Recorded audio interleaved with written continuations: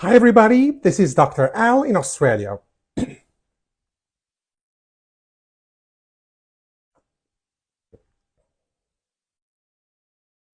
Good morning, good afternoon, and good evening to all my friends and followers all around the world.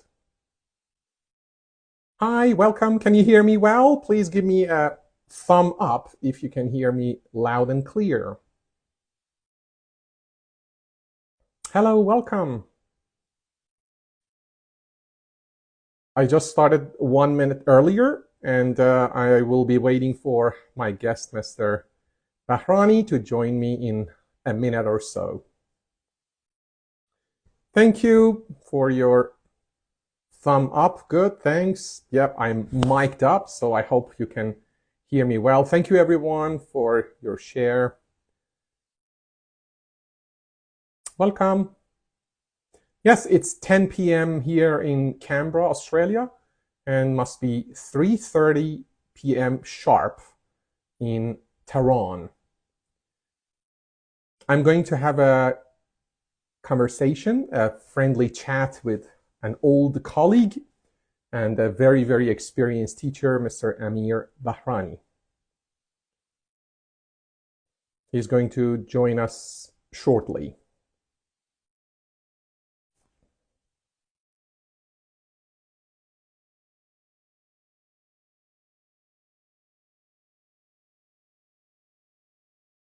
Hello. Good day, how are you? 7 a.m. Dallas. Thanks. Is it Hamid or? Yep.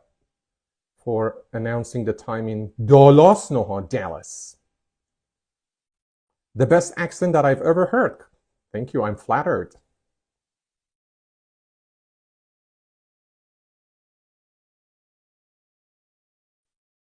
Good morning, good afternoon, and good evening, everyone. I'm waiting for my wonderful guest. نظرتون راجع به کتاب گرامر. Please keep your questions. We will be answering the questions at the end of this talk. Hello, Dr. Al. Hi. Good day.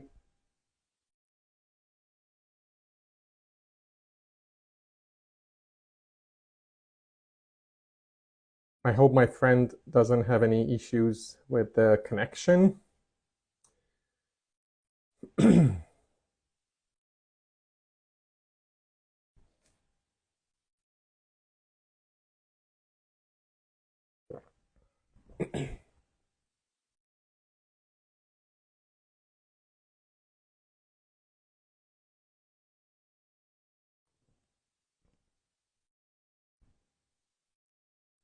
Yes, I see my dear friend, Mr. Amir Bahrani, joining. I think he's going to send a request shortly. Hello, I am Dr. Al in Australia. Is it good? Give it a rest about Arjal. Arjal will be upset. لهجه آمریکایی بهتر یا British? We cannot say which one is better. I prefer American accents.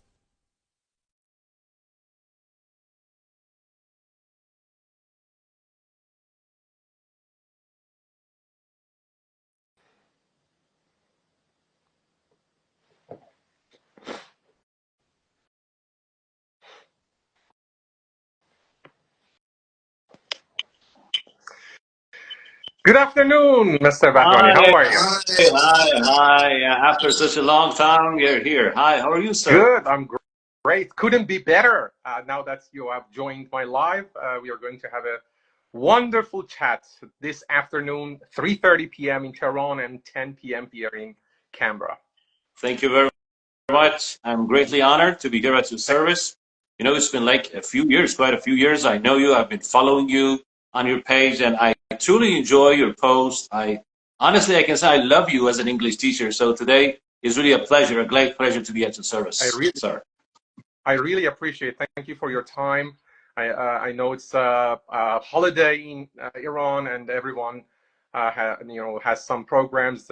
Many are away, and thank you for your the opportunity to have a chat and sharing your experience. Long experience in teaching. Just before we start officially, I'm going to tell the followers we are going to have we are going to allocate half of this live program to English. It is morely teacher-based and teacher talk for our colleagues. It's a kind of discussion about teaching methods, teaching issues. And the second half of the live will be allocated to Farsi. برای دوستانی که شاید انگلیسیشون خیلی قوی نباشه اینو مجدرم بدم، چون در لایوهای قبلی بعضیا گفتن همش انگلیسی بود، ما خیلی متوجه نشدیم. قراره که من و استاد نیمی از لایو رو به زبان انگلیسی برگزار کنیم برای همکارای عزیزمون که حالا میتونن نظراتشون هم در انتهای این لایو و حالا در یوتیوب چنلمون بعدن که این ویدیو آپلود میشه کامنت هاشون رو بذارن. خوشحال میشیم همه رو با استاد مطالعه کنیم. همین که دوستانی که فارسی بهتر آشنا باشن میخوایم بخشی از لایو هم برای دوستان و سوالاتشون در نظر بگیریم و یه جمع‌بندی رو استاد از حرفایی که داشتیم بگن. Thank you very much. Without further ado, I'm going to turn off the comments for the moment and yeah, that would be quite distracting because there are friends and followers and yeah. So turn off commenting. Okay, Mr. Amir Bahrani, many of your followers, they were kind enough to send us direct messages saying how wonderful you are and how gentle and kind and at the same time very serious about your teaching. I'm not going to ask you the traditional questions in this live program, like why did you become a teacher or what are the characteristics of a good teacher. We are going to cut to the chase and go to the main questions. But just for some of the people who might not know you, if you could please tell us a short background about yourself, and then we can delve to the questions. Sure.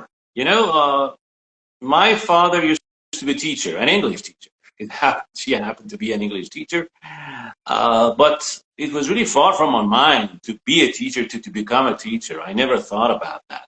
But my elder brother used to be a medical student at that time when I was a high school student, and he repeatedly and frequently told me that, okay, never choose to be a medical student because that is really complicated, okay, and what is better for a, let's say, lazy student like me, okay, because when you could be admitted in a course in a much easier way. So I decided to study something which is easier, and that is not medicine. And I wasn't specifically interested in medicine, honestly. I was a tajribi student in high school, but I was not, in those days people could choose, of course, this is what the trend was. They wanted to be a doctor, a medical doctor, or an engineer, or a dentist. And honestly, I liked none of them. Yeah. I was more interested in literature. I was more interested in I don't know, having fun, theatrical arts, and so on and so forth. So when my brother repeatedly told me that, okay, do not become an a medical doctor, I said, okay, maybe English is the way, because English runs in our family, and my father used to actually teach English. So I entered English. Still, I was not really sure that I wanted to become a teacher. The second actually motive was love. I didn't want to be a teacher. And then I fell in love with my wife in the university. And then to get it, an easier job, I decided to actually go and start working in آموزش as an English teacher there. So that was the second reason. So I wasn't really passionate about being a teacher. But as soon as I entered the class, I found it really fascinating. That was the moment I entered the class, the first session. And it was really fascinating. So, I put everything in the job, whatever it takes, like commitment, like, I don't know, skills, whatever I needed.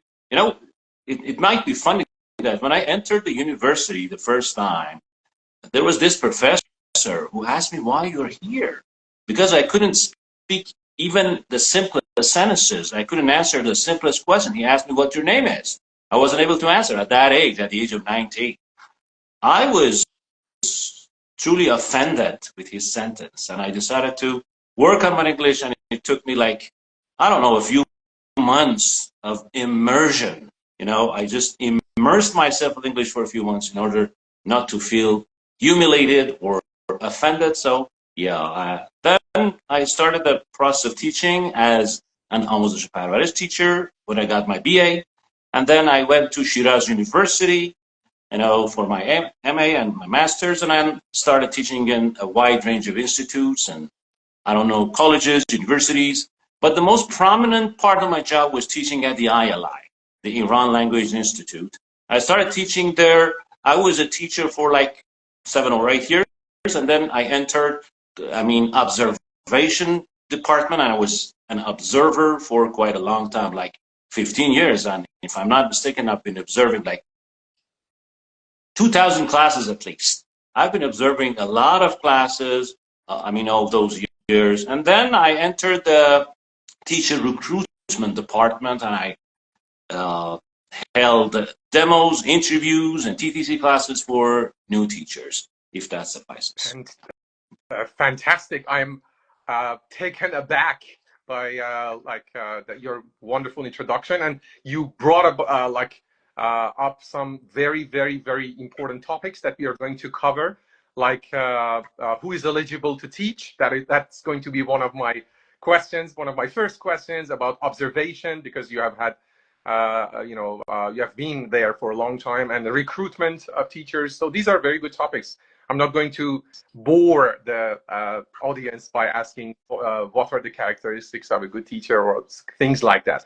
So, and also I'm going to ask about accents. You have picked up a wonderful accent and very exact pronunciation. That is going to be another part of our topic and, topic to be covered. I think that is your cup. I'm sorry for the interruption. That would be your cup of tea, because I noticed that pronunciation, comes on the top when when you get to your page, pronunciation plays a very important role, in shaping many of the posts. I will tell you maybe about my personal preference or why I embark on pronunciation and accent, and the difference. I'm going to ask you to elaborate a bit, because many people, they write comments or they send direct messages that why are you focusing on accent? Indians have their own accents, Chinese have their own accent, and even they cannot distinguish between pronunciation or stress, which is my main concern, and accent. We will talk about it. Again, I thank you for your time, and the positive vibe and energy that you started the live with. That is one of the definite or main characteristics of a good teacher, and I'm really happy. Of course, that's on your own side. That's kind of you, sir. That's really kind of you. So, shall I call you Amir or Mr. Bahrani? What are you? Sure. Which one? That would be great. That would be a pleasure. Which one would you? Amir is okay. Amir is okay. Okay, it's easier than Mr. Bahrani is a bit longer. So Amir, who is? That's my father. Thank you. Oh, yeah. Mr. Bahrani is my father. Oh, I know. Mr. Bahrani Senior. Amir, who is eligible to teach? Traditionally, like my generation and your generation of teachers, we had to undergo a long process of, studying ourselves from lower levels and, climbing up the ladder, and then probably taking an IELTS or a TOEFL. At that time, we had the paper-based versions. So we had to take the IELTS or TOEFL exam, and then go to attend TTC courses, and people like you yourself would observe us, and it was a long way to become a teacher. But these days you can see many people on social media, in particular Instagram, that they claim to be teachers, and some of them are really good speakers. I want to ask you, do you want to be, do you need to have an educational background to become a teacher, or anyone who can speak English, or even native speakers can be English teachers? Thank you. That's a great question to start the conversation with. Well, teaching by itself, let me bring up an example here. There was a passage in one of the ILI levels, I think Advanced 2, which talked about art and a new form of art called installation art, if you recall. Yeah. And then there was this golden sentence in that paragraph that said, okay, art used to be something vertical. people strived to climb the ladder of all the techniques and craftsmanship in order to become an artist. But later it turned into a horizontal field that everyone actually could perform his or her own creativity and call it art. So I think it could actually be related to English and teaching English. As you said, many of us attended lots of classes and courses and TPC courses. We were observed by great senior teachers and we passed through the ladder of being a teacher. But today, as you said, because of social media, because of the facilities available through technology, everyone who is capable of speaking English or even who is not capable of speaking English actually has decided to start that career. To me, teaching is not just knowing the language. You may be quite familiar with the language, and as you mentioned, you may be a native speaker of the language, but it doesn't necessarily mean that you can make a good teacher. So teaching has its own rules and principles. Well, they used to call it an art. It may be considered an art, but it is a kind of craftsmanship. It needs practice. It needs experience. And it needs a lot of many other things in order to call somebody a teacher. However, it doesn't mean because we are like experienced teacher, we have to block the way of new and young teacher to show their abilities. Let me say something. There is this old age question of nature and nurture. You're familiar with that double question, the dichotomy of nature and nurture. I personally I am mostly on the nature side of this. I believe that there must be something in you. I mean, like a gene, like a talent, or in the field of language, we call it language aptitude. First of all, to develop your language ability. So that's the first thing you need, language ability. The second thing you may come to need is the ability to teach. That does not necessarily mean that, if you are a native speaker or if you are a fluent speaker of English, you're able to teach too. It has its own rules. Presentation skills, communication skills, come first. So if I want to actually make this story short, I would say it is not easy to become a teacher, but it is possible if you have that aptitude, if you have enough practice and experience. However, aptitude, practice, and experience should be combined with a very essential concept, which is commitment.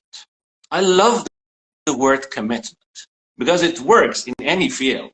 If you're not committed in your marriage, that marriage would fail. If you're not committed as a businessman, you may not be a successful one. And as an English teacher, I think commitment, which is followed by full preparation and respecting your audience. So commitment equals respecting your audience. If you don't have a commitment to the job, you may go and prepare some videos and present it in the social media in order to grasp popularity, and a lot of people may clap for you. They may admire you, but you know that you're not doing your job well.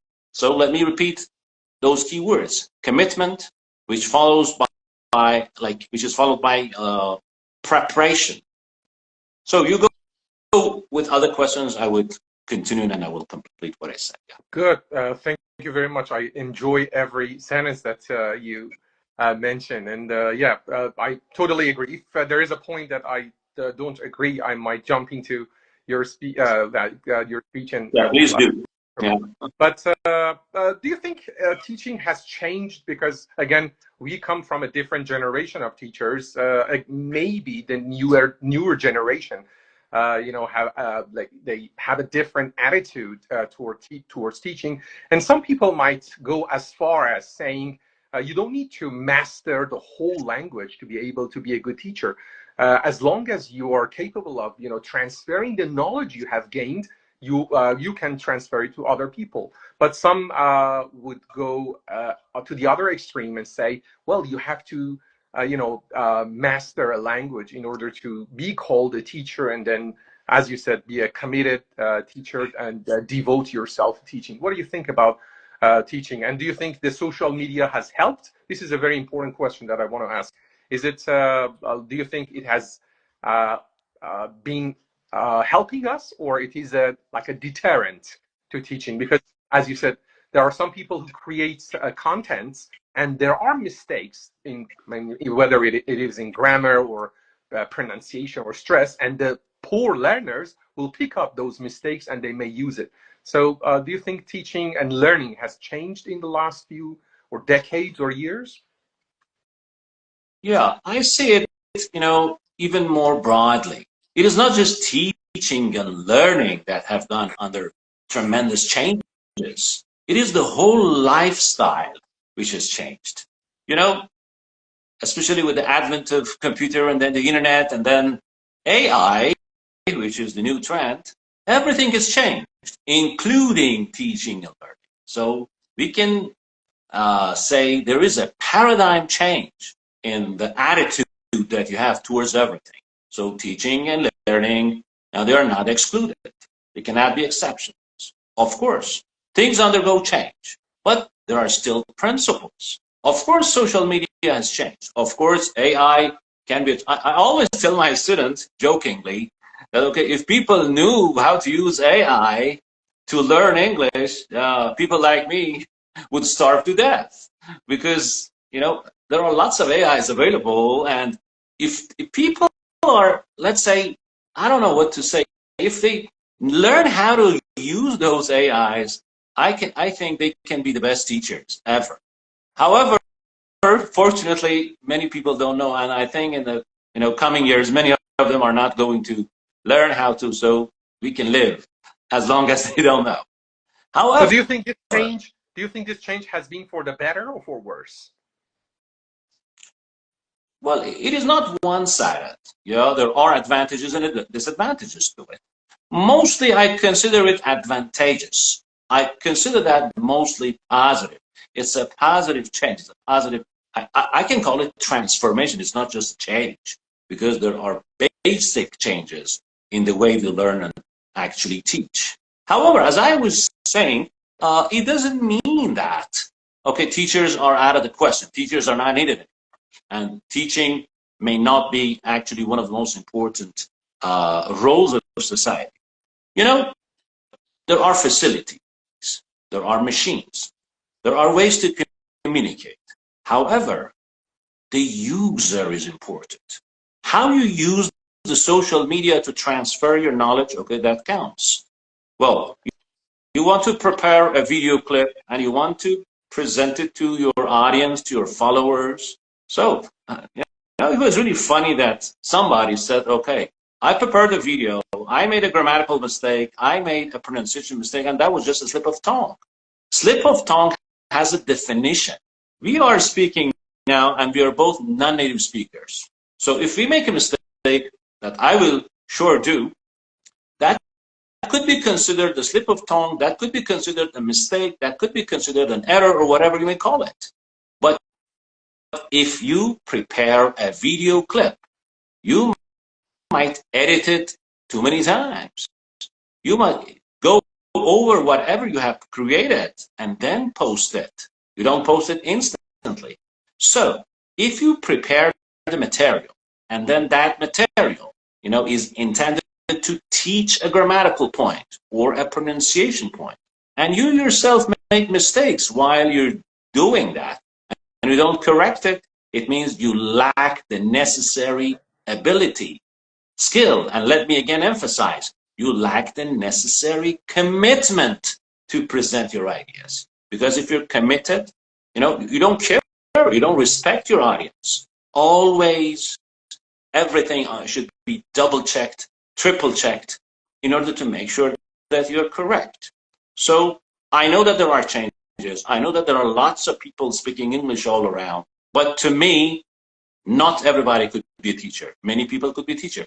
But as you had another question, so should we necessarily master the whole language to be able to, if you want to prepare a short clip and post it on Instagram, you don't have to master all aspects of language, but you need to know what you're doing. If you know what you're doing, if what you have created actually meets the standards of that specific point, okay, you have been able to teach that specific point.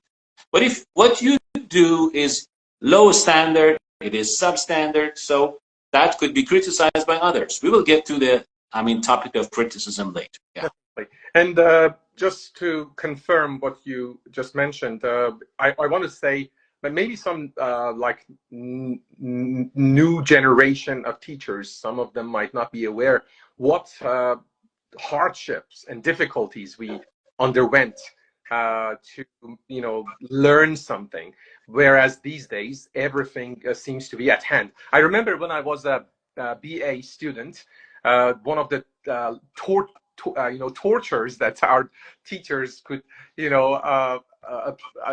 make to us, it was asking us to record a few minutes of VOA and transcribe it. And at that time, the radio quality was not so good. We had to tune in and then record it with a video.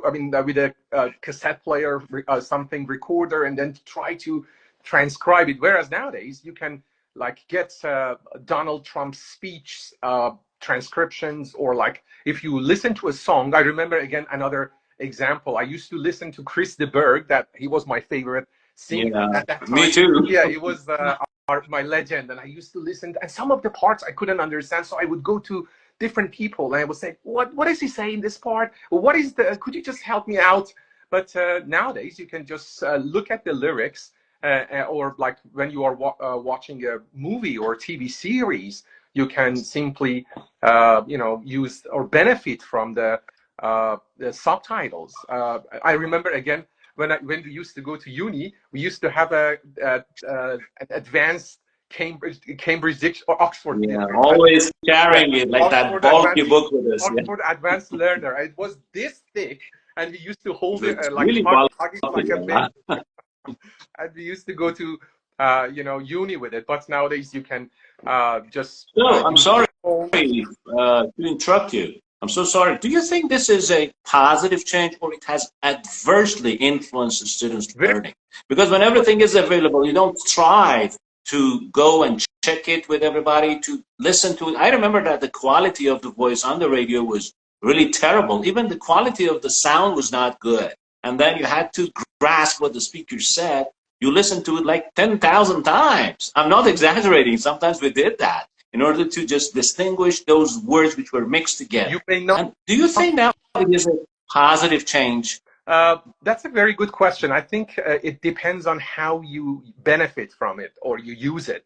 Now, many people these days, they ask this question. I'm sure they ask you as well. They ask me, what is the best way of watching movies or TV series? And my response would be, if you use it, with the subtitle on the first time, it doesn't help your listening at all, because you are focused on reading rather than listening, and focus more on listening. So my suggestion, maybe yours is different, is to watch the movie or TV series, whatever they are watching, once without the subtitle. Try to understand, even rewind, as you said. What we did was we would rewind it hundreds of times, really, literally hundreds of times, to find out what one idiom or proverb would be, and we would ask many people to find out the correct answer. But I suggest that they watch it without the subtitle once, the second time or third time with the subtitle on, and the last time try to use a kind of shadowing technique, or try to repeat with the same tone and intonation and pronunciation to help them better. And the same is true about songs. I advise everyone to listen to the song 10, 20, 30 times, and then look at the lyrics. Only then should they look at the lyrics, and that fills that gap that they are sure. They had in mind. If you could add anything, I would be happy. Yeah. This is the question that a lot of people ask. That if you want to watch something, a movie, a piece of a video clip, or a series, to improve our English listening and speaking at the same time, I would say the same thing, but I add a couple of more steps. Definitely. Yeah, as I said, so I asked them not to turn on the subtitle and watch it without the subtitle. Then I say, okay, add it with an English subtitle, and then activate the next time. Of course, I ask them to just choose 5 minutes of that movie, not the whole episode, not the whole movie. For 5 minutes, you watch it, like one time with the English subtitle, one time without the subtitle, and then with the English, and then turn on the Persian subtitle. After that, you turn on the Persian subtitle because your mind can find the connection when you've seen it a lot of times. And then again, turn it to English, and the 5th time, watch it again without the subtitle. And then you can do the shadowing because you've watched it 5 times and you have seen the Farsi words as a subtitle. Your mind would better connect ideas. I think that works. Yeah, that But it needs a lot of time and effort, doesn't it? Yeah, it does. It does. Let me bring up something else. You talked about time and effort. Can I say something without you ask a question? It is, yeah. Feel free. You know, I see a lot of people around me because I've been teaching in schools for talented students for years. And I have encountered lots of students in my I-Like classes and outside, at school, who are truly too fluent in English. They speak the language without the remotest mistakes, without the slightest mistakes. And when I ask them how they master the language so commendably, they always say, we didn't attend English classes, just maybe for a couple of terms, a couple of semesters. And then I'm amazed and say, okay, what happened? Of course, I was amazed. I used to be amazed a few years ago, but today, yeah, I'm used to it. They said, okay, we didn't take English as our first purpose. We enjoyed reading. We read in English. We enjoyed watching movies. We watched movies in English. We enjoyed playing video games. Here I advise parents not to stop their children from playing video games. I've seen hundreds of these boys and sometimes girls who have mastered English through playing online games. And because some parents say, okay, come out of your room, stop watching that movie, stop playing video games. You're, damaging your eyes, you don't study your lessons. It is good to set time limits for your students and your, kids and children, but they are doing something extraordinarily miraculous. They're learning something that actually otherwise you have to take them, you had to take them to English classes and bring them back, but they are doing it automatically without you spending time and money. These people, the kids I'm talking about or the young people I'm talking about, they use other methods. As long as you have a passion, that is another key word I use. I'm sorry, sometimes I go crazy because I think craziness is part of being a teacher. If you're not crazy, you're not going to be a good teacher. I love Arjal because he's the craziest person you could ever create. Thank yeah, you. I love him a lot. That's very kind of you. So we'll get to that later if you let me.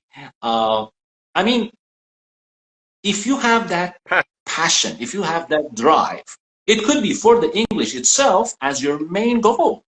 Or it could be for a secondary passion. You like online games. You may not really care about English, but this is called, I think it is called peripheral learning.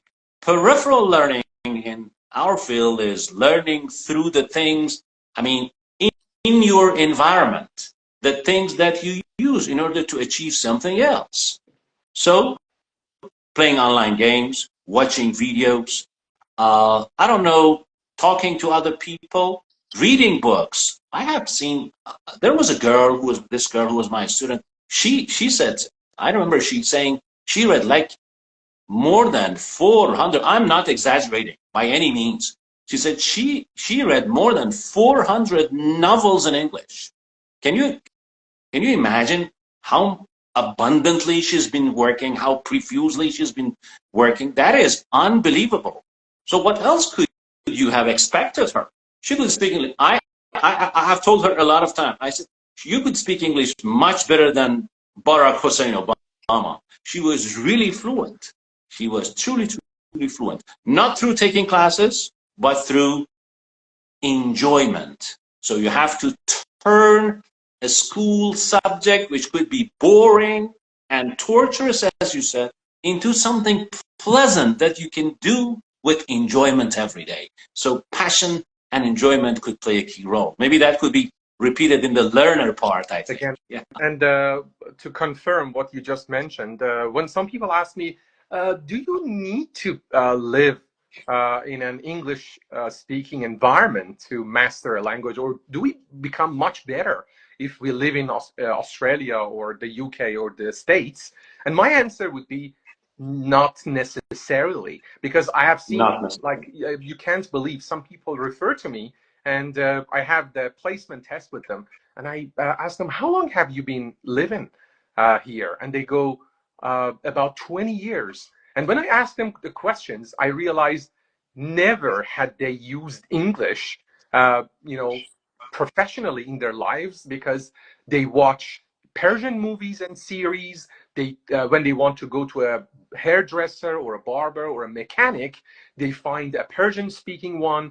And when they want to go to a GP, they look up for a Persian GP. So they don't use English unless they go to even in a shop. When you go shopping, you just pick up your stuff and then you go to the a checkout.Maybe you just say, "Good, good day, how are you?" And then the guy goes, "Have you been?" You ask them, "Have you been busy today?" Just very cliche conversation, but they never use it. So once this lady came to me and asked me, I wanted to go to a hair salon and ask her to have my hair dyed or permed, but I didn't know the terms of using it, even though she had lived here for ages. So as you said, you should immerse yourself. And the first word that you used, the way you learned, and maybe I ask your brother's way of learning English, is immersion, probably, or being in contact with English. And I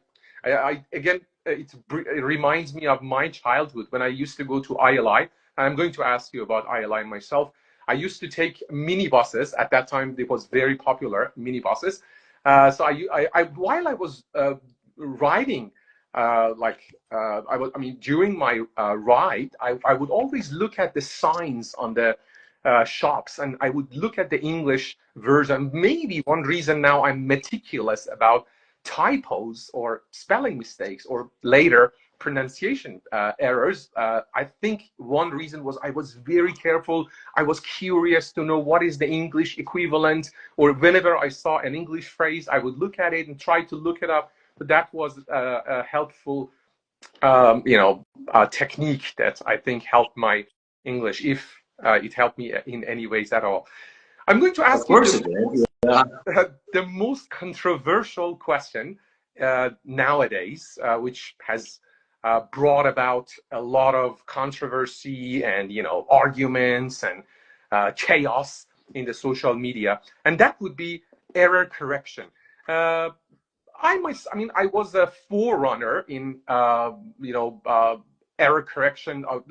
It goes back to many years ago when I noticed some celebrities, soccer players, former Minister of Foreign Affairs, anyone who would make mistakes. First of all, I would respectfully and I would tell that he is not an English teacher, and if he or she makes a mistake, it's fine. I don't blame them. But as you said, it would be better if anyone could check something, or they would improve, or if they have a speech in a festival, they would prepare a short, introduction or something that anyone can memorize. So I started, putting up these videos since 10 years ago, and some of them became very viral. I did it for soccer players, celebrities, dignitaries, politicians, anyone. And later, very few of them, I used some of the English teachers, but there were some other teachers who started this trend, and they started, I cannot say criticizing, I can say correcting other people's errors, and this led to some clashes. Now, teachers have been divided into two parties or schools, or schools of thoughts.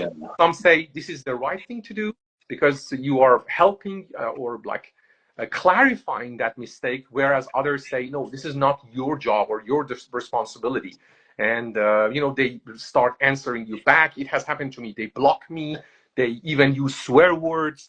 So they swear me. So what is your attitude as a very, very experienced English teacher? Do you think we are in charge, or should we correct other colleagues' mistakes or errors? I'm not going to go to the difference between mistake and error now. That's a very technical topic very that we don't get. But could you just tell me, what do you think? And I remember, again, just to finish up, I remember once I posted something and you had a different opinion. It was about me either, I guess. And you very, very respectfully you told me that I think this is not correct, or my idea is this. And I said, could you send me a reference? And then you sent me some references of the books you had seen. And then I tried to Google or use ChatGPT, whatever. So we tried to come to terms, or negotiate this. And it was really helpful both for me and for you, I'm sure. So what is your real and honest opinion about this? Thank you very much. That is a very essential and crucial question. So I would like to talk about it a little bit comprehensively, if you let.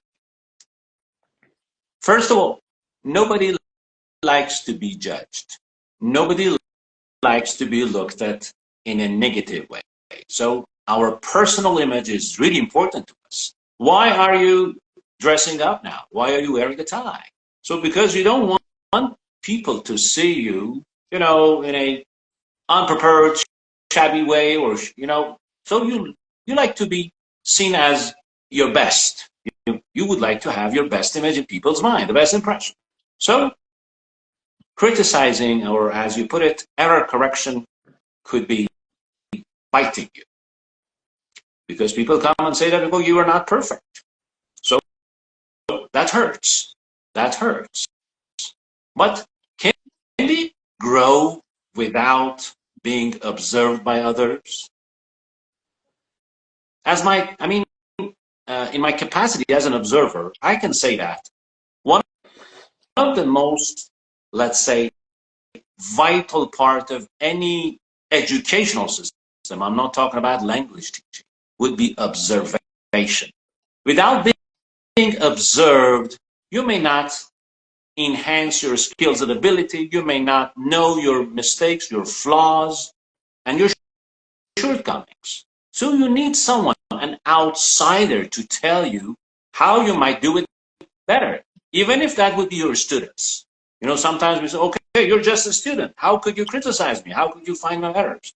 So we need to be seen, observed, and actually corrected. However, error correction and criticism has its own principles. The first thing, as you mentioned, is respect.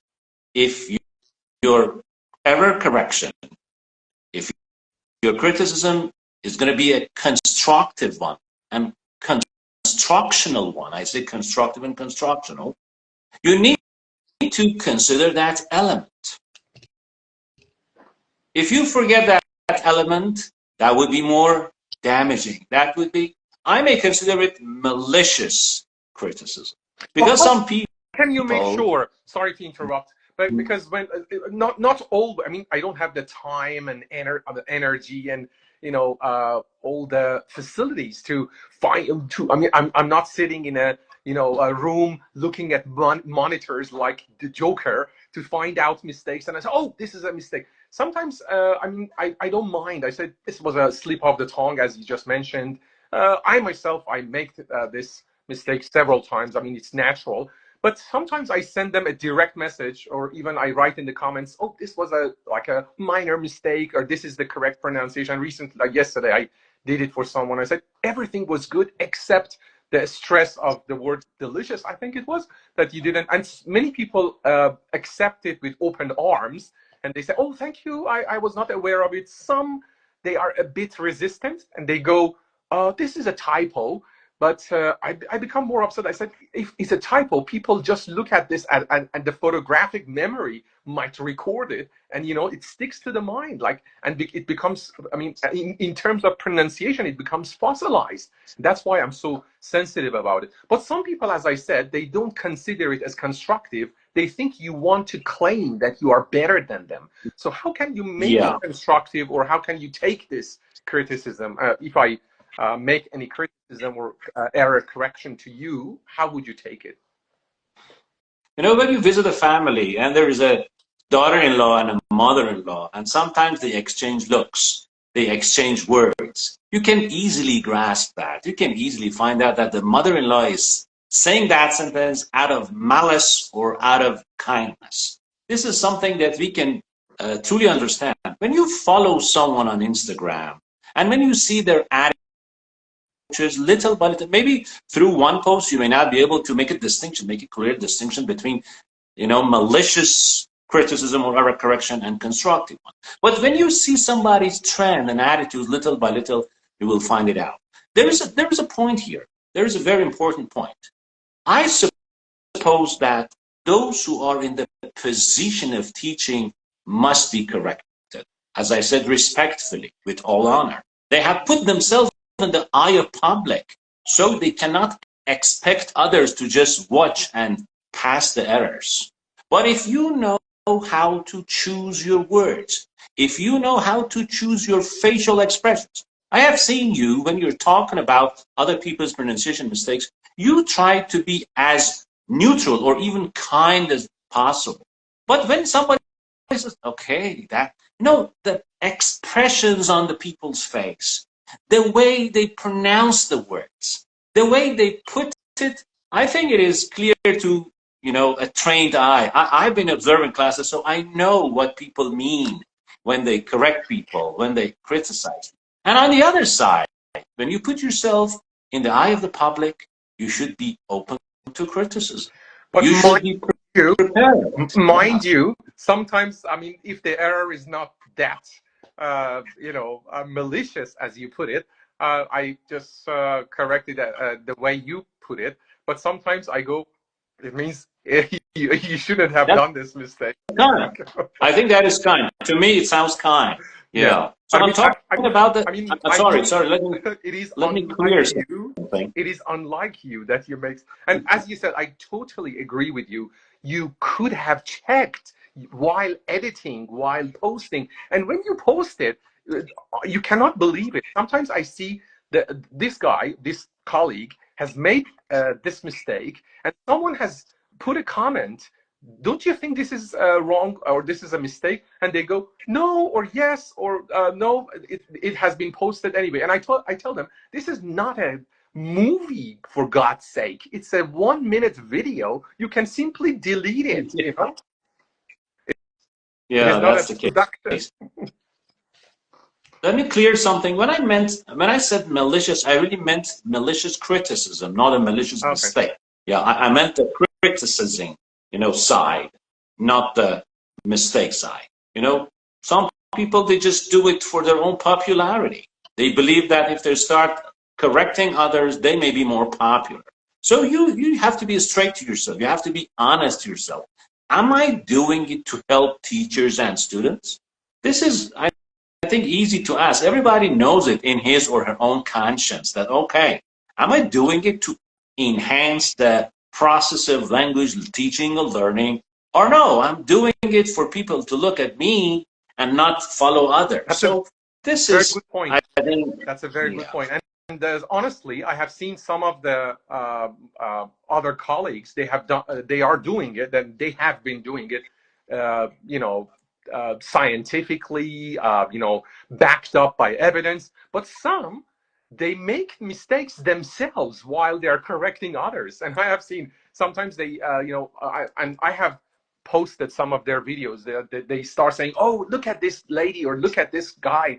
They are making this mistake." And while correcting that mistake or error, they make this another mistake. So it means, as you said, my motto here is just check it, or sometimes I say, for God's sake, check it, because you can check things up and double check. Yeah, with Longman Dictionary, everything is online at the tip of your fingers. You can just check it in a few seconds. My next question, which is very important, because having been an observer for years, I want to ask you what, and I have observed classes myself. So, first of all, some people are against being observed. And there was a time, I remember, I used to have cameras in my institute, and some teachers were very upset, really, literally. They were saying, Mr. At that time, maybe I was not Dr. Al, they called me, Mr. Al, I'm against this because you are restricting my privacy. I cannot you know, tell any jokes, or I don't, maybe they were talking about dirty jokes, because, you know, telling jokes is not forbidden. But some people, I mean, I just wanted to put the, you know, learner's mind at rest, because some of their parents were worried what they are learning, and I would tell them, well, as a supervisor, I'm busy, but every now and then I might randomly go and check one class, and I would tell them, well, if I were you, I would do this differently or this way. So as an observer, when you go to a class, some people say when you are being observed, you overreact, you start putting more effort and energy. Some teachers who would always sit down in the class would start jumping around and use their board clean, you know, to the best of their ability. And it is not a true, you know, image of a teacher's ability. But some say, no, an observer is a more experienced and more knowledgeable and competent teacher, usually, and they might give them some pieces of advice which might come very handy. So could you tell me a bit about observing and being observed? Because it's in line with our error correction and, you know, criticizing teachers. Well, first thing first, it is difficult to be observed. You have to accept that. It is not really easy if you have someone actually come to your class and you know that the purpose is to pinpoint your mistakes, to find your errors, or to tell you how to teach and how not to teach, what to say, what not to say. That is by itself a threatening condition. It is threatening. So that is the job of the observer who enters. I personally disagree with putting, you know, CC cameras in classes. I don't like the idea. I don't like the idea. So not to disrespect you, but I think if the teacher is always under supervision, or let me put it this way, under surveillance, it will adversely influence his or her performance, you know, because he cannot be himself, because he's always being observed. And that is not what we do. Okay, we don't even like to be observed by God. Sometimes, okay, God, please stop looking at me. I want to do something. So notorious. So I think putting a camera in a class may not be a really good idea. But when it comes to observer, because an observer visits once or twice during the term, so that would be more helpful depending on the attitude of the observer. When you step in the class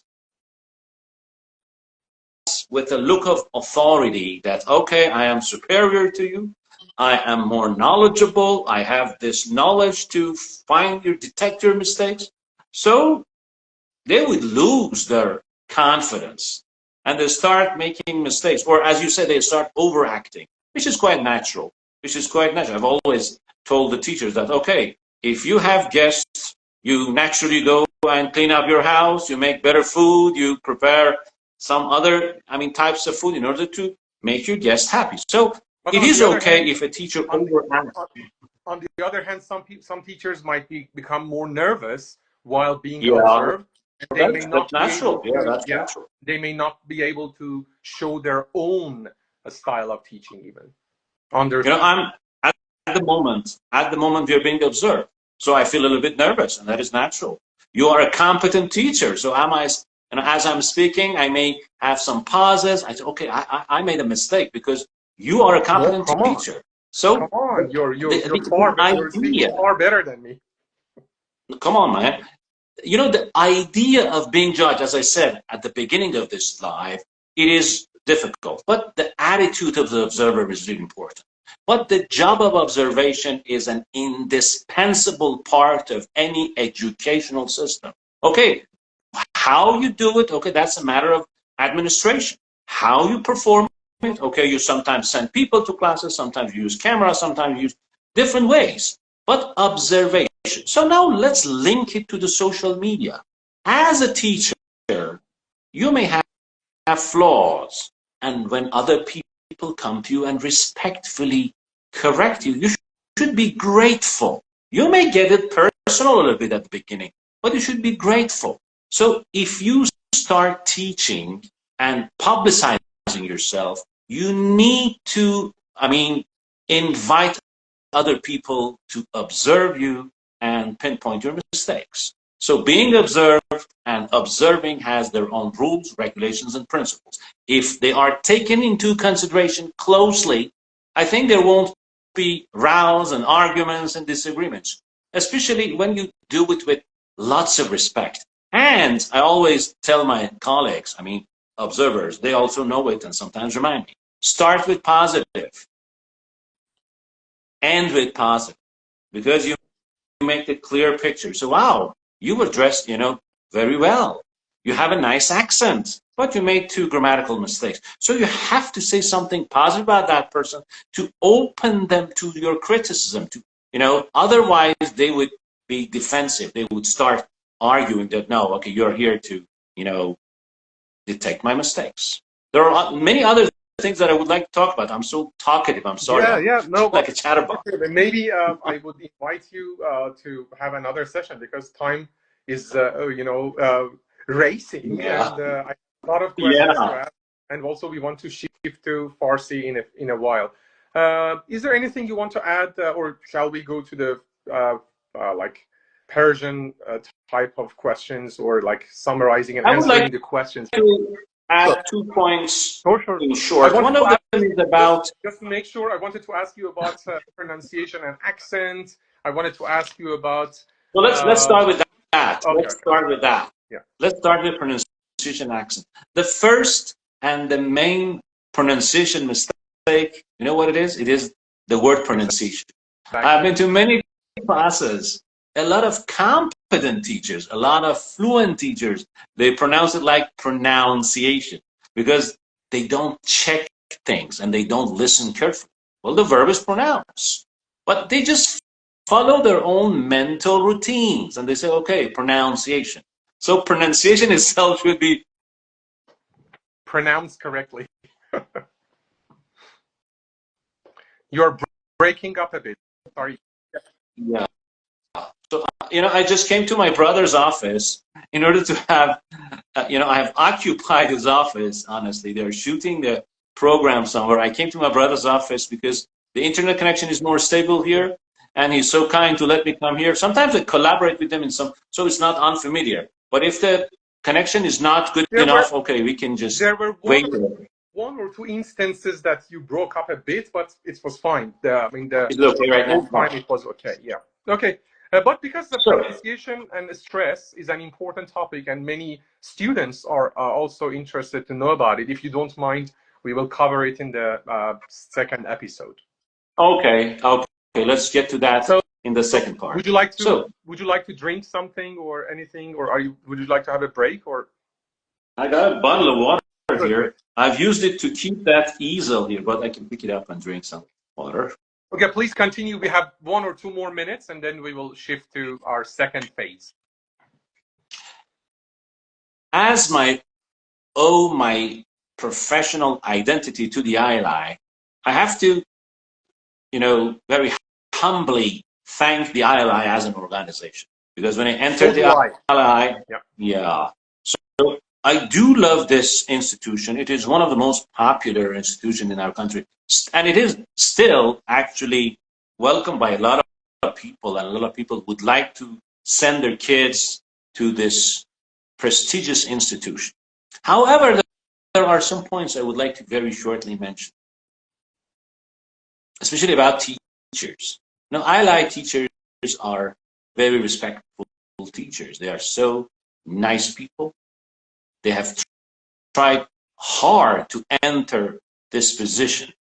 So they actually they deserve respect. I don't know. I left the ILI 4 years ago, and one of the main reasons was that actually I felt that the teachers are underappreciated and actually undervalued and underrespected, if I can use such a word. So I don't know what happened after I left. I had a kind of disagreement with the manager at that time, and I left. I was an observer, and he expected me, in a way, to disrespect teachers. And it wasn't in my personality. So I didn't want to do that. I left. I hope that, okay, in the past 4 years, their attitudes have changed. They are underpaid, and all language teachers are underpaid. Honestly, all language teachers are underpaid unless they do something on their own. And it's not just for we can talk about it. It's not just for the last few years. I remember when I was like a teenager and I used to go to ILI, those who entered, and you're totally right, they had a lot of scrutiny. You had to undergo a lot of TTC courses and being observed. But one of the reasons they would teach there is that although they were underpaid, but they could find some private classes, or they could work as a tutor, which would make up for that low payment. And that's true, because when you are teaching a group class, especially in Kish Institute, Safir Institute, or whatever, I don't mind. Even my institute, because you cannot pay a high, proportion of the tuition to the, teachers, or maybe there are a lot of expenditures involved. So you're right, they're paid. But some people say you have to be a robot, or you don't have the creativity that it is expected from a teacher. You have to follow the exact pattern, go to role play group activities, and so on, such and such. I think this topic requires a lengthy conversation. It does. It has lots of details. So we can put it for a later discussion. I have lots of things to say about this. The methodology and the way teachers teach. So, but I think learners would be tired because we've been speaking English for a long time, so it's not bad. So let's turn on the commenting. خب دوستان عزیز، خیلی ممنون که قسمت اول رو با ما همراهی کردید، با استاد امیر بهرانی عزیز، بسیار با انرژی، خوش لبخند و با انگیزه استفاده شما انرژی میگیرید. من حتما دوست دارم یه جلسه دیگه دعوت کنم از شما، ادامه صحبت، چون واقعا خیلی سوال زیاده و صحبت به قول معروف صحبت‌های زیادی باقی موند که ایشالله اونا رو در جلسات بعد سعی می‌کنیم کاور کنیم. خب دوستان خیلی ابراز لطف کردن، مرسی. دوستان گفتن که نظرتون رو راجع به کتاب گرامر این یوز، استاد اگه شما ممکنه، من تا کامنت های بعدی رو نگاه میکنم، نظری دارین؟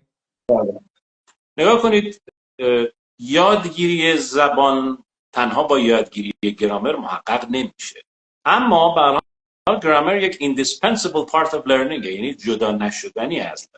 آیا واقعا میخواید از طریق گرامر و خوندن کتاب انگلیش گرامر این یوز، کتاب بسیار عالی و مثال زدنی هم هست، من اتفاقا تاییدش میکنم چون خودم در بعضی از کلاسام استفاده میکنم، از طریق اون میخواید انگلیسی رو یاد بگیرید؟ No, it doesn't work، کار نمیکنه. ولی آیا میخواید به بخش گرامرتون کمک کنید که قوی تر بشه؟ آیا میخواید متن نویسیتون بهتر بشه؟ آیا میخواید به قول معروف در امتحانات خاصی شرکت کنید که کمکتون میکنه، امتحانات فوق لیسانس، امتحانات دکترا، و شبیه اون این کتاب میتونه کمک کننده باشه. ولی صرف این که با این کتاب شما بخواید زبانتون رو بهتر کنید، اگر فقط به بخش گرامریش توجه کنید، احتمالاً به نتیجه خیلی عالی دست پیدا نخواهید. در کتاب بسیار خوب. فرمایش شما خیلی هم مراجعه میکنن، میگن ما مکالمه میخوایم بدون گرامر، اصلا به خاطر اون زده شدنی که از تصور بعدی که از خشکی که از گرامر داشتن و حالا فکر میکنم همونجوری که شما گفتین جزء لاینفک زبان هست. حالا یه سری سوالات راجع به آیلتس و اینا پرسیدن، یا could you please just speak English؟ حالا بعضیا گفتن میشه انگلیسی صحبت کنید که ما بخواد به دلایل مختلف که به اندازه که دوستانمون راضی کنیم و 1 ساعت و نیم رو فکر کنم. بله. اگر ممکنه باز یک جمع‌بندی بفرمایید از این که یکی راجع به همون مبحث error correction که در اینستاگرام مبحث داغی هست و اینکه آیا محق هستیم ما این کار رو انجام بدیم و به چه صورت باید انجام بدیم و اگر کسی این کار رو انجام داد واکنش‌ها و دیدگاه خودتون رو اگه میشه بفرمایید.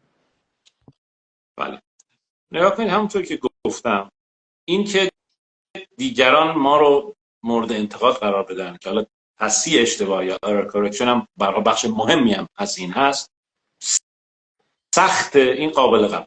همه آدم ها دوست ندارن که اشتباهاتی انجام بدن. من همین که میخواستم از دیروز در لایو شما شرکت کنم واقعا بدون اغراق و خیلی صادقانه عرض میکنم که گفتم حالا دکتر ال مطمئنا اشتباهات زیادی هست، همینجوری بهش فکر میکردم. نه واقعا میخوام، یعنی اون کانسپت این که آدم دوست نداره اشتباهاتشو بقیه بدونن این قابل قبوله. ولی من روز اولی که در کانون آبزرو شدم، در کانون زبان ایران، دوست و همکار عزیزم آقای استاد علوی نژاد که همچنان هم اونجا بازدید میکنم، فکر کنم ترم 1 بودم، مثلا 22 سالم یا 23 سالم بود که من شروع کردم به تدریس در کانون. 23 سال 4 سالم بود. اولین کلمه‌ای که از من ایراد گرفتن، گفتن نگو میوزیم، و اشتباه من گفته بودم. گفتن آقا این استرسش روی میوزیم هست و این اولین آجر اصلاح زبان من.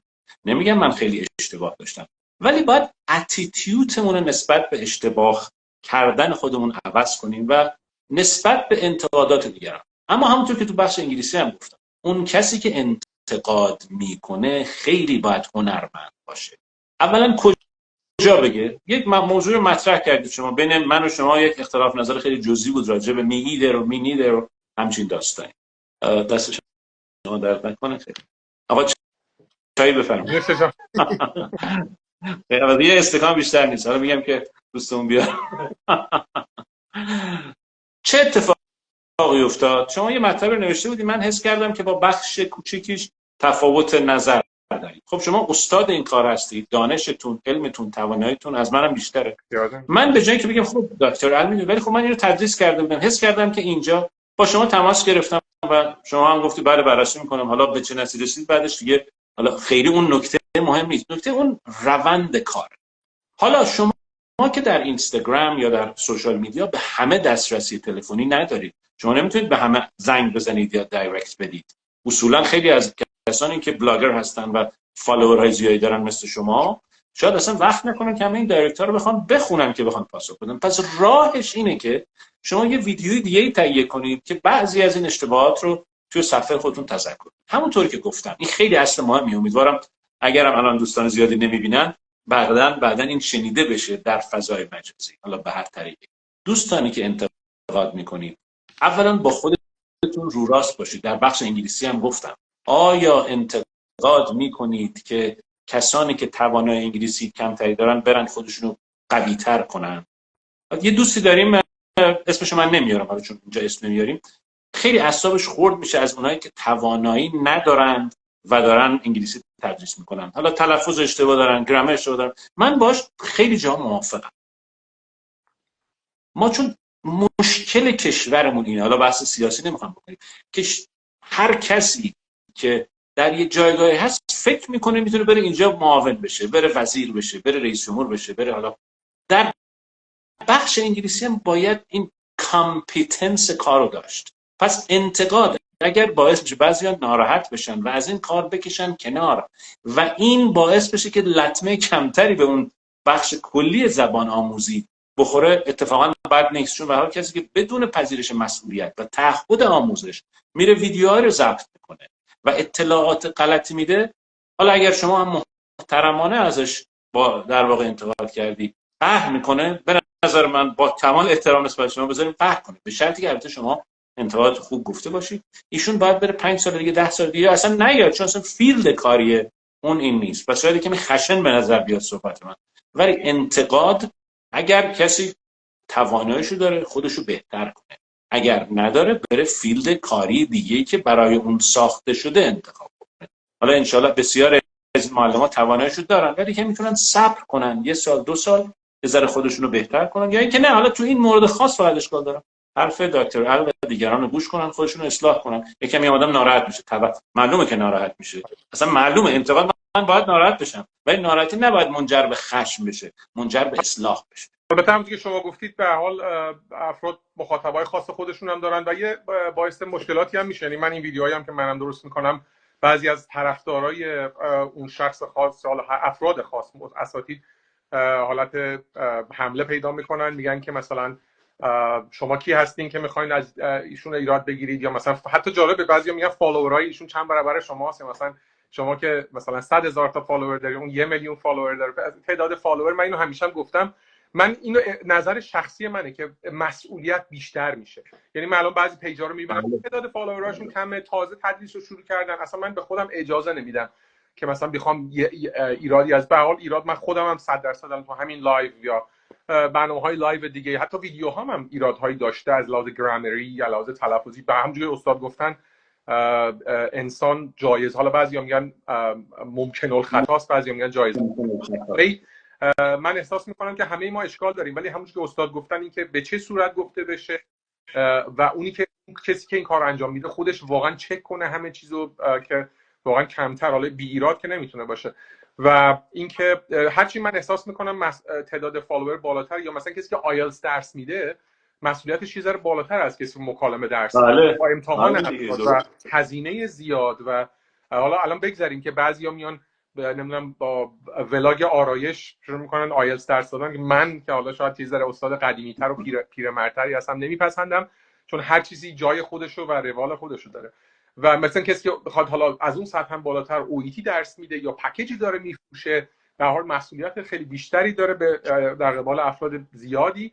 و ما از این جهت سعی میکنیم اشکالاشون رو، و همونجوری که گفتم من اینجوری نشستم ایراد پیدا کنم و من تولید محتوای خاص خودم رو دارم، ولی یالی اشکالایی هم که میبینم میگم حیفه این ایراد انجام گفته نشه و ازش نکته‌ای من اینو همیشه گفتم، یه نکته‌ای باید آموزش داده بشه. یعنی نه این ایراده، وقتی اون استرس رو بعد من استرس رو که میذارم از فیلم‌های مختلف میارم که بگم این تو فیلم، یا از خود لانگمن دیکشنری اونو ویدیو ریکورد میکنم میذارم که ببینن تلفظه چجوری و عادت کنیم که این لانگمن رو به قول معروف چک کنیم.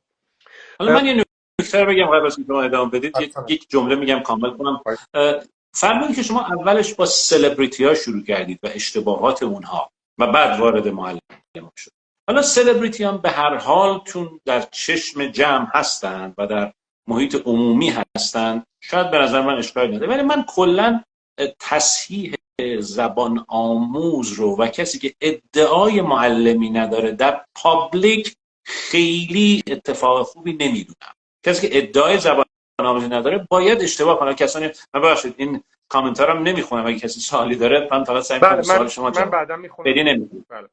میخوام بی توجهی وقت نشه، احساس بی توجهی نشه. فقط دارم میگم زبان آموز باید حقشه که تا دلش میخواد اشتباه کنه. اولین چیزی که من به زبان آموز میگم شما اومدید اینجا فقط اشتباه. هر چی دلتون میخواد، البته خب بعداً اون پترنای اشتباهات رو کشف میکنیم، بعداً بهشون تذکر میدیم، بعداً ها به روش خودش که شما استاد کار هستید انجام میشه. ولی این خط مرزی بین تصحیح یادگیرنده زبان و یاد دهنده زبان خیلی مهمه. همونطور که گفتم تعهد و مسئولیت. اگر کسی مسئولیت رو بپذیره نمیره در پوزیشن و در جایگاهی قرار بگیره که تخصصش نداره، چه وزیر و رئیس و مدیر کل باشه، چه یک معلم زبان ساده که شاید 4 تا اصلا دانش آموز در روستاهای سیستان و بلوچستان داره. باید بپذیره که آقا من اگر میخوام ریاضی ابتدایی هم درس بدم باید برم خودم آماده کنم. من که اینو بلدم دیگه، میرم در این پرپریشن و آماده کردن، حالا چه در یک کلاس حضوری که خب یک کمی واقعی تره و در لحظه اتفاق میفته، به قول معروف آف د کافه و به صورت بداهه است، حالا در یه ویدئویی که به قول شما توانایی ادیت رو دارن، خب این باید 10 بار تصحیح بشه، چک بشه که آن چیزی که من تولید میکنم چون فل بداهه ایمپرووایز نشده هیچ اشکالی درش پیدا نشود. این یه کار سختی نیست، مگر اینکه من بلد نباشم اون درس رو. اگه بلد نیستم اینجا جای من نیست، جای دیگران است. پس نبایدم توهین حساب کنم. شما اصلا اینجا نباید باشی، مهندس مثلا شیمی هستی نباید بشی مثلا رئیس اداره اوقاف، یا اگر برعکسش نمیدونم فوق دکترای الهیات هستی در روانشناسی خیلی، مگر اینکه حالا یه درس دیگه از جای دیگه گرفته باشی، وگرنه نباید دخالت. پس این کامپیتنس خیلی. استاد اگه ممکن کنه در ارتباط با تلفظ و لهجه هم یه توضیح بفرمایید، چون خیلی الان باز بسیار سوالا میپرسن که آیا تلفظ مهمه، آیا لهجه یادگیریش مهمه، آیا لهجه از اول باید درست لهجه مثلا ایمیتیت بشه یا نه؟ به نظر شما اگه ممکنه یکم راجع به تلفظ و استرس و لهجه صحبت بفرمایید. خب معلم‌ها که میدونن، حالا من امیدوارم که همه معلم‌ها بدونن این تفاوت اینها رو، امیدوارم کسانی که معلمان اگر معلمان بدونن. برای زبان آموزان میگم، چون بعضیا میگن خب شما زیادی به تلفظ حساسی، همه اینا به قول شما هندی، چینی، ژاپنی، نمیدونم همه دارن صحبت میکنن. نگاه کنید، من میگم as long as the communication is not hindered، تا آنجایی که کامیونیکیشن بین دو نفر، چون من برای معلم‌ها الان نمیگم، فقط برای لرنرها دارم، اصلا بخش معلم‌ها جدا، چون معلم یک رول مدله، معلم یک الگویی که دیگران میخوان 10 بار ممکنه اینو سیو کنن، این ویدیو رو 5 بار 6 بار گوش کنن اگر میخوان یاد بگیرن اون مطلب، یا از رد بشن اسکرول کنن که فایده نیست. پس معلم رو جدا میکنم بحثش رو. اما چرا استاد دکتر اللهیار به پرونانسیشن تاکید میکنه؟ چون پرونانسیشن میتونه باعث میس کامیونیکیشن، باعث عدم درک مفهوم بشه. اصلا زبان برای چیه؟ برای کامیونیکیشن، برای ارتباط. اگر ما نتونیم از واژگان برای بیان منظور درستمون استفاده کنیم، در بهترین حالتش که من حرف اینو نمیفهمم، در بدترین حالتش ممکنه جنگ ایجاد کنه، ممکنه کشتار ایجاد کنه. پس توجه به تک تک واژگان مهمه. تغییر استرس ممکنه همونطور که شما بهتر از من میدونید فعل و اسم و همه رو قاطی پاتی بکنه، اصلا یه چیز دیگه شنیده بشه. پس توجه به تلفظ مهم. اکسنت مبحث دیگری است. اکسنت الان در سکورینگ بسیاری از امتحانات پروفیشنسی مثل آیلتس کانسیدر نمیشه، جایی نمیشن. اکسنت شما اگر فارسی بود، اگر عربی بود، اگر ژاپنی بود، شما از نمره از دست میدین. نه، اتفاقا اکسنت ها اون دایورسیتی به کالچورال دایورسیتی هم میانجامد. شما دنبال تنوع فرهنگی هم هستیم. اگه همه مثل آمریکایی‌ها حرف بزنن، همه مثل بریتیش‌ها حرف بزنن که جالب نیست. این جمع اجتماع باید یکی با اکسنت یا لهجه چینی و ژاپنی. ولی اگر تلفظ واژه‌ای رو حالا سعی کنید تا نزدیکترین حالتش بگید، دیگه باعث عدم ارتباط یا سوء برداشت و سوء تفاهم نمیشه. پس تاکید بر لهجه تا جایی خوبه که مخصوص به در واقع اون واژه است و نقشش در فهم مطلب. وگرنه اگه دیگه overly correct کنیم، ما مثلا من معلمایی رو دیدم سر همین observation، مثلا دانش آموز و زبان آموز جلوی کلاس بود، هر 5 ثانیه بار تو کورکتش میکرد، حتی پرونانسیشنش رو. خب این دیگه اصلا به خودش جرئت نمیده واژه بعدی رو بگه. پس ما باید حد نگه داریم در همه کورکشن ها، مخصوصا در میون کلمات. تو یکی از کامنت هم همین بود که آیا زبان آموز دلسرد نمیشه اگر تصحیح بشه؟ نظر شما چی است؟ بله دیگه، اصلا error correction آقای دکتر عزیز، شما میگم از لحاظ تحصیلات و دانش بسیار دانشمندتر است. از من چون میپرسید من دارم جواب میدم. error correction من سعی میکنم خودم خیلی آپدیتد نگه دارم، آرتیکل ها رو بخونم. شاید بدون اغراق من شخص خودم الان میخوام بیارمش پایین 500 صفحه مقاله راجع به error correction. یعنی خیلی نکته مهمیه، چون در روابط اجتماعی هم، در رابطه با همسر و خواهر و برادرم مهمه که شما کی بگی مثلا خانم چرا نمک اضافه کردی، چرا مثلا کیفتو چرا دیر اومدی. اگه من چرا دیر اومدی رو به خانمم وقتی میگم که خواهرم تو ماشین نشسته، خب معلومه که واکنش نشون میده، بعدا میگه تو جلو. ولی اما وقتی میگم که با یک کلام درستی، پس error correction، اگر تصحیح اشتباهی، error correction فارسیش کنم، اگر تصحیح اشتباه به نحوی باشه که زبان آموز احساس خجالت کنه، کار درستی نیست، حتی اگه میسپرونانسیشن وجود بیاد. معلم در ابتدای کار باید به زبان آموزش بگه که شما حق دارید تا دلت میخواد اشتباه کنید، این ترس رو ازش بگیره. همچنان دانش آموز میترسه، ولی کجا حالا ما لوکال ارر به قول معروف ارر داریم، گلوبال ارر داریم، که کدامش و کجا تصحیح بشه یه بحث چند ساعته میطلبه که فکر میکنم کسی حوصله‌شو نداره. ولی باید تصحیح بشن، ولی کجاش و چگونهش کمک میکنه که دانش آموز کمتر صدمه ببینه. ولی اینکه کلا اصلا ناراحت نشه، اگه ناراحت نشه که نمیاد کلاس، که باید یه ذره ناراحت بشه که به خودش بجنبه. یه کمی ناراحت شدن گاهی اوقات کافی. خب ما خیلی نباید بگیم آخه نباید یه لحظه ناراحت بشه کسی. خب این که نمیشه. اگر بچه‌م همش باش مواظبش باشه هیچ وقت به اون جایگاهی که بخواد نمیرسه. باید یه جایی هم استاپش کرد.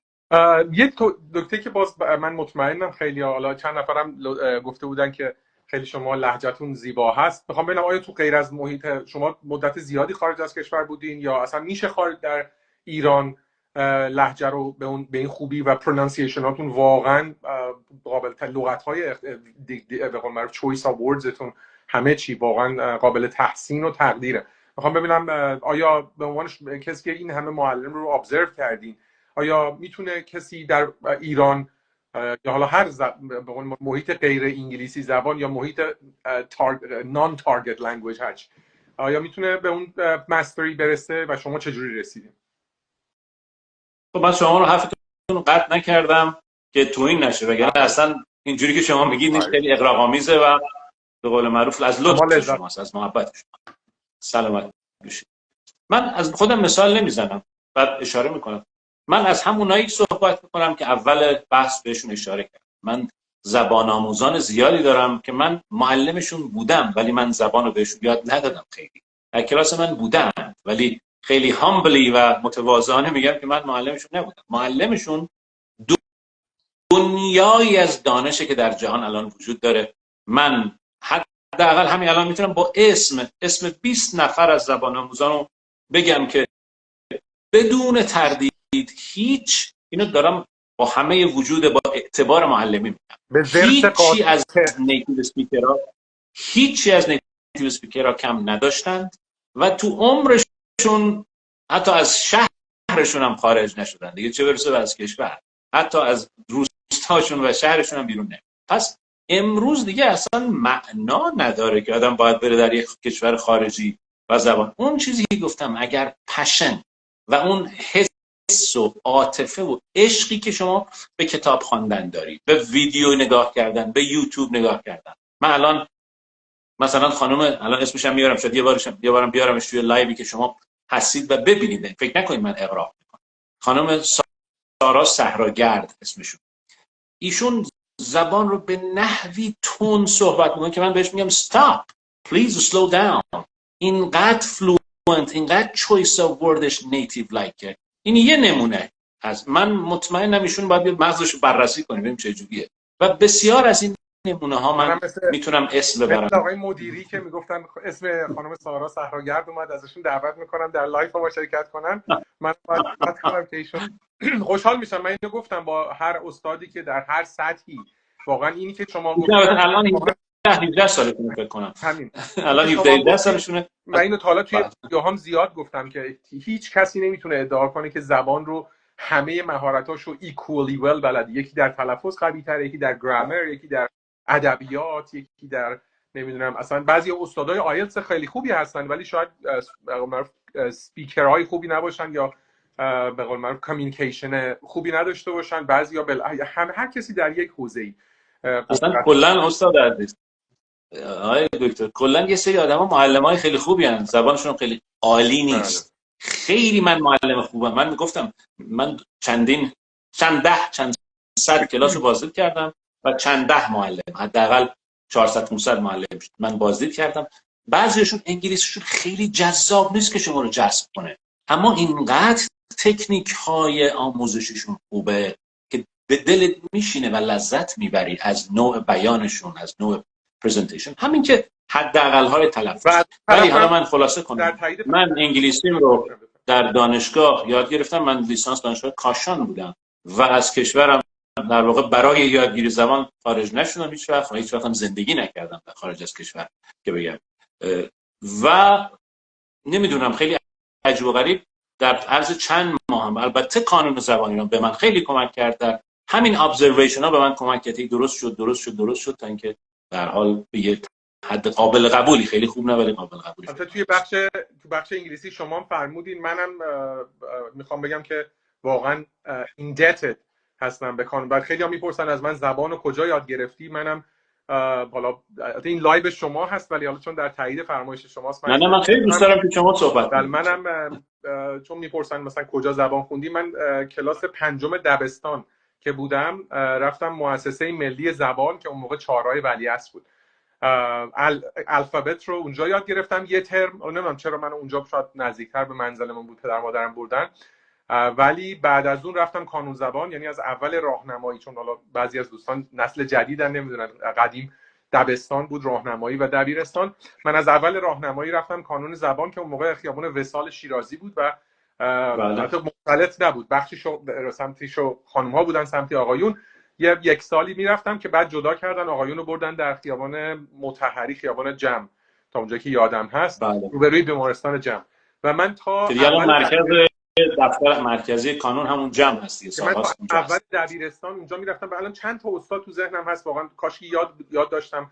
استاد پازوکی بودن، استاد حقیقت طلب بودن و واقعا مدیون، حالا چند تا یادم نمیاد. استاد علوی که شما فرمودین اف سی رو فکر کنم کار میکردن، من افتخار داشتم اونجا بودم. من تا ترم 12 کانون زبان خوندم، سینیر پروفیشنسی گرفتم و انقدر علاقه‌مند شدم به زبان که رفتم دانشگاه رشته زبان خوندم. یعنی این میتونه یه کورنرستون باشه برای بعضیا، برای من اینطور بود. یعنی انقدر علاقه‌مند بودم که و من حالا همونجوری که شما گفتین که تو ایران همه دوست داشتن پزشکی و مهندسی بخونن، من دبیرستان البرز میرفتم و خب همه همکلاسیام الان یکی نمیدونم فوق دکترای، اکثرشون حالا آمریکا و کانادا و اینها هستن، در جانز هاپکینز و جاهای دیگه. ما دیگه تنبل بودیم زبان، ولی من انقدر علاقه اینی که استاد فرمودن پشن، من اینقدر علاقه دیوانه‌وار و جنون آمیزی به زبان داشتم که دیگه اصلا رفتم زبان و بالا لیسانس و فوق لیسانس و دکترا ادامه دادیم و همینجور. ولی منم تمام زبانم رو ایران یاد گرفتم. حالا بعضیا ممکنه بگن شما خارج بودید، من حدودا 5 ساله اومدم استرالیا، ولی کل زبانم رو وامدار کانون زبان هستم. جا داشت از به قول معروف یاد کنیم، ولی همونجوری که استاد گفتن در بخش انگلیسی متاسفانه خب کانون با اون تکنولوژی و علم روز فکر میکنم پیشرفت نکرد و خب مدیرایی در مثل، حالا باز نمیخوام صحبت سیاسی بکنیم، ولی افرادی میان مدیریت رو میگیرن که خودشون یا اطلاعی از زبان ندارن یا به دید فقط یک ماشین پولساز شاید بخوان استفاده بکنن، نگاه بکنن و حالا دلایل مختلف نمیخوام وارد اون بشیم، ولی من خودم مدیون کانون زبان هستم. استاد اگر نکته‌ای هست، باز چیز دیگه هست بخواید بگین، من خوشحال میشم. اتفاقا اینکه گفتین میشه در خارج از محیط یاد گرفت، من یاد بابایی هم افتادم. اگه میشه توضیح هم راجع به بابایی که چجوری زبانش رو بله من فکر کنم خیلی دوست دارن حالا بدونن، چون به هر حال محمد به عنوان یه نماد دانستن انگلیسی خیلی مطرحه که انگلیسیش خیلی خوبه. من حالا تو دفترش هم نشستم و باید در واقع حفظ حرمت و آبروش هم بکنم. اینجا سعی می‌کنم در به قول معروف در محتاطانه ترین حالت مطلب بگم. محمد ببخشید اینجا روح محمد اینجا حاضره. سلام ببخشید چون الان خودشون نیستن، سر فیلمبرداری برنامه 1001 هستن. باز مثل آقای مدیری که میگم اسم آقای محمد بهرانی عزیز اومد که من دوست دارم دعوت کنم یه بار تشریف بیارن. یکی از نوابغ، اینو بی اغراق چون ما داریم راجع به لهجه و اینا هم صحبت میکنیم، از کسی هست که واقعا نابغه لهجه و تولید لهجه‌های مختلف و ما من میخوام همینم اشاره کنم از لحاظ اینکه این لهجه‌های مختلف جنوبی، شمالی، همه لهجه‌ها رو میتونن تقلید کنن و برای ما باعث افتخاره. خب این یک کلید میده به همون حرفی که من الان میخوام بزنم و راجع به انگلیسی محمد چند تا خاطره میگم و فکر کنم دوستان دوست دارن از محمد بشنون، چون به هر حال دیگه حتما ما دوست داریم. خودش هم یه بار شما مطرح کرده بود موقعی که صفحه اینستاگرام داشت، خودش هم شما رو فالو میکرد و خیلی هم شخصیت آبجل رو دوست داشت و همیشه تعریف میکرد و جالب بود براش. و بعد دیگه حالا به دلایل صفحه اینستاگرامشو بس الان در حال حاضر صفحه شخصی در اینستاگرام نداره. داستان محمد که چجوری در بابایی، مثلا بابایی که حالا من نویدم بدم، البته امیدوارم لو ندم، نوید میخوام بدم که بابایی رو من میخوام به عنوان یه فیگر اگر اجازه بده، و اون من خودم شخصا هم جاینت پروکراستینیتور، اصلا کلا این یک پروکراستینیتور درجه یکی هستم. برای همین همونطور که میبینید الان مثلا من یه صفحه دارم که 4-5 سال ولش کردم، خیلی دنبالش نمیکنم و این اتفاق بعدی. ولی حالا به هر حال تفکر اینه که شخصیت بابایی رو تبدیل کنیم به شخصیت مهم آموزشی در تدریس انگلیسی. ان شاء الله اگر این در واقع برنامه 1001 که تقریبا آخرش هم هست فعلا تموم بشه دور اولش، به اون پروژه خواهیم پرداخت. من این مژده رو میدم که بابایی رو بیشتر خواهند دید در خارج از قاب تلویزیون. حالا محمد چرا میتونه اینقدر انگلیسی رو خوب صحبت کنه؟ لزوما آیا محمد انگلیسیش در سطح مثلا C2 هست؟ با عرض معذرت خیر، این نیست که محمد خیلی فلوئنت باشه، انگلیسیش خوبه و تحسین برانگیز و مثال زده، ولی همون چیزی که شما فرمودید، ما خیلی از دوستان باورشون نمیشه که ما اصلا آبادان مثلا نرفته بودیم. مثلا محمد قبل از اینکه شخصیت جناب خان تولید بشه در آبادان قدم هم نگذاشته بود، یعنی که بگیم مثلا تو آبادان رد شده باشه، حتی تصادفی هم از اون شهر با احترام مردم آبادان، یا مثلا که کردی میخونه یا اگر مثلا لری میخونه مازندرانی میخونه، این یک استعداد ذاتیه. حالا برادرم من تعریف نمیکنم، برای همه میشناسنش. مثلا سر برای خب که الان ایدهش هم به هر حال چون ما از یک خانواده، منم انگلیسی بودم بابام بود، الان ایدهش از اینجا شکل گرفت. سر بابایی میگه خب فلان جمله رو امیر این من میخوام اینجوری بگیم بخون، ضبط کن، بفرست مثلا. بعد من میگم خب ضبط کن. شاید مثلا 5 ثانیه قبل از اینکه اصلا اون پلاتو رو بخوام فیلم برداری کنن، 5 ثانیه 5 دقیقه گفتم 5 دقیقه 10 دقیقه. بعد من اینو میخونم، ضبط خیلی بهتر از من که چیزی که من خوندم اون اجرا میکنه بدون اینکه واقعا واژه ها رو بشناسه و بدونه. پس یک استعداد خارق العاده است تو این زمینه. مثلا شما این آهنگ سوی ویت می رو از محمد از بابایی شنیدید، من به نظرم چیزی کم نداره در انانسییشن کلمات. حالا شعر ماند که چجوری تولید شده اینو میگذاریم از اون بخشش، ولی اون خوانشش در موسیقی انگلیسی، خیلی ها کامنت هایی که زیر این سوی ویت می در واقع مارتین محمد خونده با حال شعر خودمون خونده و اجرا کردیم، یا چون از خواننده اصلی بهتر اجرا کرده. اینقدر انانسییشن ها دقیقه، پرونانسییشن ها درسته، پیک میکنه. مثلا محمد کانادا بود یا انگلستان بود، مثلا حالا من میخوام برم روی سن اینو بگم راجع به موسیقی مثلا بوشهری که با آقای شریفیان اجرا کردم، این چند تا جمله رو ضبط کن همین الان بفرست. همیشه محمد دقیقه 90 یعنی مثلا آره 5 دقیقه دیگه میخوام اجرا کنم، زود باشین بگو بفرست. منم همیشه اینقدر که دوستش دارم آماده به قول معروف خدمت هستم، همیشه دوست دارم در لحظه اینو میگیره و اجرای اون بلا شک و بدون که من میخوام اقرار کنم از اون چیزی که من توی اون ضبط گفتم خیلی بهتر و درست تره. پس این توانایی تقلیدش رو تبدیل کرده به یک فیگری که انگلیسیش خیلی خوبه. خیلی هم خوبه. یه خاطرم بگم از محمد، روز که می‌خواست بره کانون زبان ایران، اتفاقا من تازه معلم کانون زبان شده بودم، 2 سال بود. کانون زبان سخت ثبت نام می‌کرد. شما یادتونه توی صف مردم وای می‌سادن، مدرسا یه دونه سهمیه داشتن. مثلا ما نامه می‌دادیم آقا مدرس اولا حتی سهمیه رو خرید و فروش می‌کردن. میگفت آقا مدرس والا سهمیه خانواده‌اش رفته بود می‌فروختن این سهمیه رو چند هزار تومان، حالا به همون مبلغی که میونه کلامتون من یادمه، من پدر مادرم خدا حفظشون کنه میرفتن توی صف همون سال شب، پدرم وای میستاد از ساعت مثلا 9 شب تا 3 و 4 صبح، بعد من و مادرم میرفتیم و شهریه کلاس هم 950 تومن 951 تومانی بود و همون تفاوت سختی کار هست که شما بهش اشاره کردید توی بخش انگلیسی. پدر مادران نیمه شب میرفتن برای ثبت نام کلاس زبان، میخوابیدن انگار مثلا چه جنس بسیار مهمی بود. الان AI ها به ذهن ما حمله میکنن، بعضی همچنان میگن سخته با اینکه این همه امکانات وجود داره. حالا به هر حال محمد، من براش نامه نوشتم که آقا برادرم میخواد ثبت نام کنه، منم معلم تازه بودم، خیلی هم خوشحال بودم. محمد فکر کنم سال آخر دبیرستانش بود، چون محمد 6 سال از من کوچیک‌تره. نامه نوشتم و رفت برای مصاحبه. حالا فردا من مصاحبه دارم، چیکار کنم؟ من گفتم خب بیا یه ذره با هم کار بکنیم، حالا به هر حال یه ذره کم نیاد. شروع کردم من این سری اینو بگو، ای گفت اینو بگو، ای گفت اونو بگو. شما میدونید قانون زبان ایران اون موقع‌ها که به قول من 12 لولی بود، اصلا کسی رو وقتی میرفت مصاحبه بیشتر از مثلا بیسیک 2 یا مثلا لول 1 و 2 نمیذاشتن با هر فلوئنسی. همون موقع محمد رفت، من اینا رو بهش یاد داده بودم، برگشت گفت منو گذاشتن لول 6. گفتم Are you kidding me? What are you talking about? نکنه سوالای گفتم آره خوشحالم بود، آره من لول 6 آفرین من فرستاد لول 6. گفتم خب باریکلا. من ذره هم تعجب بودم هم یه جوری بودم، گفتم تو که چیزی بلد نیستی که خیلی، که اون موقع که اصلا دیگه کم بلد. رفت سر همه رو بهش گفتین استاد. حالا دیگه یه استادی هم بود، ما شیراز بودیم، البته من اکثر در واقع سالهای تدریسمو شیراز، قانون زبان شیراز بود. همون شیراز هم پذیرفته شد. خلاصه رفت جلسه اول رفت نشست و جلسه دوم دیگه گفت من که اصلا چیزی نمیفهمم از این درس، چیزی بلد نیستم.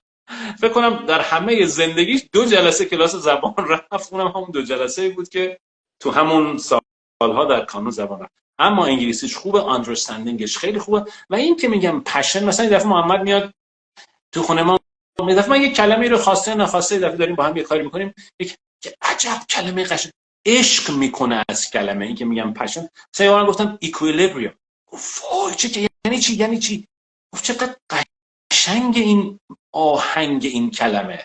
پس کسی انگلیسی یاد میگیره که کیف کنه. محمدم انگلیسی که بلده در نهایت کمال بلده، نمیگم خیلی کلاس رفته، ولی کاملا درکش خوبه، کاملا میتونه کامیونیکیت کنه، با اینکه تو عمرش 2 جلسه کلاس رفته که هیچ از تو کلاس خیلی متوجه نشده و بیشترین تولید انگلیسیش هم توی بالایی بوده، اونم 4-5 دقیقه قبل از اینکه تولید کنه اونجا تولید کرد. runs in your family و از پدر و شما و این به قول معروف در خانواده در جریان بوده. استاد بسیار بسیار بسیار لذت بردیم. واقعا نمیخوام خداحافظی کنم، ولی به حال وقت لایوم هم طولانی میشه، آپلود کنیم شاید یه ذره. بعد یکی از دوستانم پشته بود پیج شما چه که من اونم شما رو کلابریتور میکنم و تگ میکنم که دوستان باز بتونن، و خیلی هم تشکر کردن دیگه، من حالا اونا رو اسکیپ میکنم. خیلی ممنون. اگر فرصت کنیم خوشحال میشیم که یه بار دیگه وقت با ارزشتون رو به ما بدیم بیشتر. من که خودم خیلی استفاده کردم، واقعا باعث افتخار بود. خیلی خیلی خوشحال شدم. ان شاءالله که سلامت باشید. من که خودم خیلی کیف کردم. یکی از دوستان فقط گفت ایکویلیبریوم که حرف بدی نیست.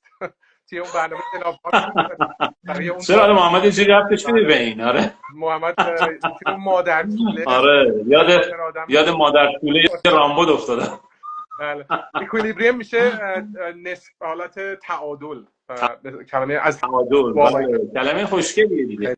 کلمات خوشگل من تو همین زبان آموزامون یاد دادم بهشون، میگم کلمات مال خودتون کنید، خوشتون بیاد ازش، بعد فرداش استفاده کنید، کیف کنید باش. اگه با زبان انگلیسی کیف کردی همینجوری مثلا دیوونه میشید، یعنی باید دیوانه کار شد، وگرنه میگه وای دوباره باید برم بخونم، بعد بخش شدم فردا باید مثلا ازم سامری بدم فلان. این به جایی نمیرسد، باید دیوونش باشید. استاد بسیار ممنون، روزتون بخیر. باعث افتخار. خیلی ممنونم، خیلی خوش گذشت. سلامت باشید. ان شاء الله باز شما رو خواهیم دید. سلامت باشید.